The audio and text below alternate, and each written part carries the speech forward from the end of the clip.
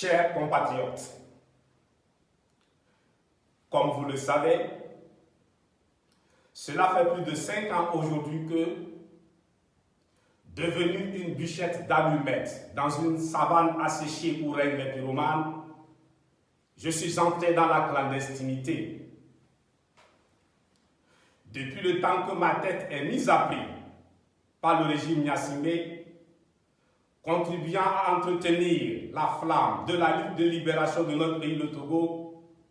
je me suis constamment adressé à vous à travers des audios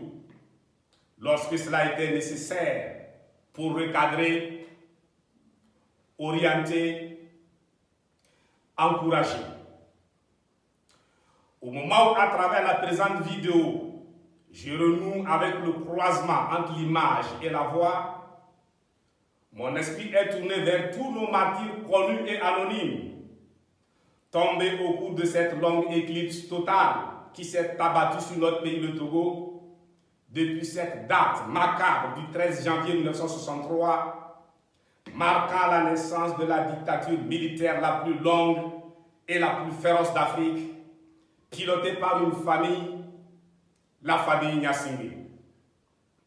Mes pensées et mes prières vont aux blessés dont les handicapés à vie, aux mères, épouses, veuves, orphelins. Je pense particulièrement à chacune et à chacun des prisonniers politiques qui, depuis plusieurs années, croupissent dans les geôles de la dictature militaire et dont je partage intimement la douleur de la violence et de l'injustice d'état de non-droit. Je pleure pour les détenus de la grande prison à ciel ouvert qu'est le Togo, les exilés qui, ayant échappé à la mort, à la prison ferme et à la grande prison à ciel ouvert, se retrouvent hors de leur pays, obligés de vivre dans les conditions que la décence interdit de décrire.